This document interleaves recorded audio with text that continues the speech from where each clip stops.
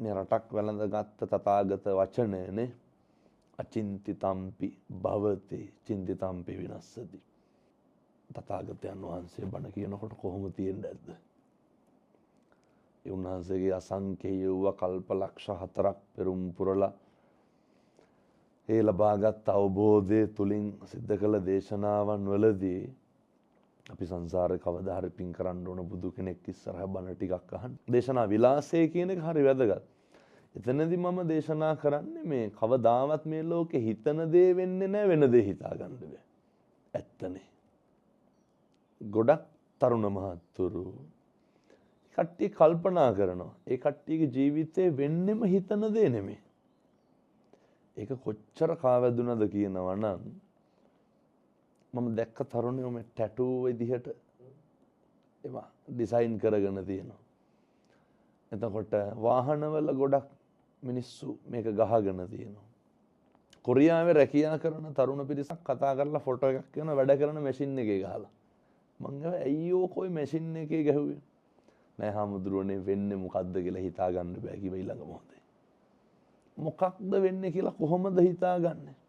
ඇයි ඒක තප්පරෙන් තප්පරේ මේක වෙනස් වෙනවනේ නේ. වෙනස් වෙන්නේ නැද්ද? කියමු බලන්න මොකක්ද මේ ලෝකේ වෙනස් වෙන්නේ නැත්තේ? මිනිස්සු වෙනස් වෙන්නේ නැද්ද? හිතන පතන විදිහ වෙනස් වෙන්නේ නැද්ද? අම්මා තාත්තා වෙනස් වෙනවනේ. දරුවෝ වෙනස් වෙනවා. බිරිඳ වෙනස් වෙනවනේ. ස්වාමියා වෙනස් වෙනවා. යාළුවෝ වෙනස් වෙනවා. පොඩි ප්‍රශ්නයක් අහන්න දයියගේ. ජීවිතේ මේ වෙනකොට කී පාරක් කියලා තියනවද? මම කියන විදිහටම කියන්නද? මම හිතුවේ නෑ අරූ මට මෙහෙම කරයි කියලා. එහෙම කියවිලා නැද්ද? කොයිතරම් නම් කියලා ඇද්ද? කොච්චර කියලා ඇද්ද?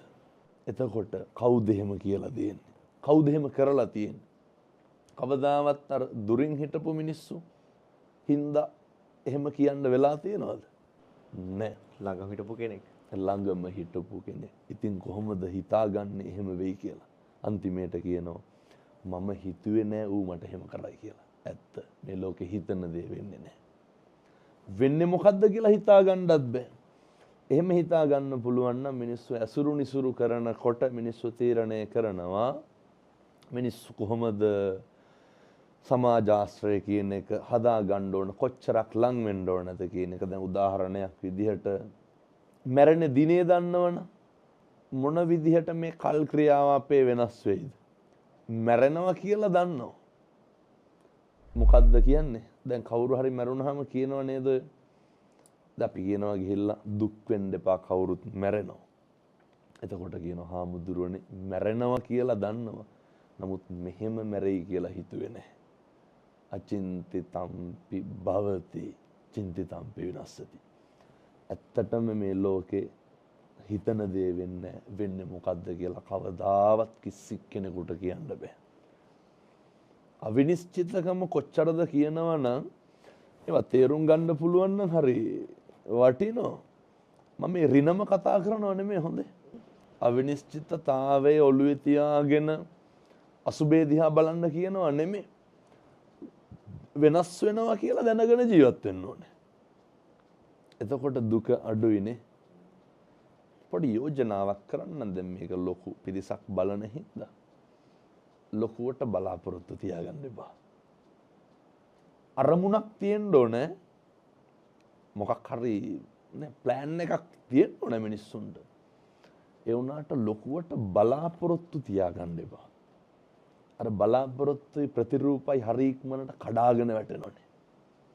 එතකොට දුක වැඩි. අඩුම තරමේ කෙරෙන්න තියෙන යුතුයකම කරන්න. දැන් හිතමුකෝ මගෙන් මොකද්ද කෙරෙන්න තියෙන්නේ කියලා. ඒ දේ කරන්න.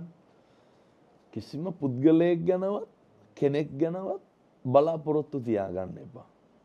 මිනිස්සුන්ගේ හිත් කියන ඒවා හරි ඉක්මනට වෙනස් වෙනවනේ.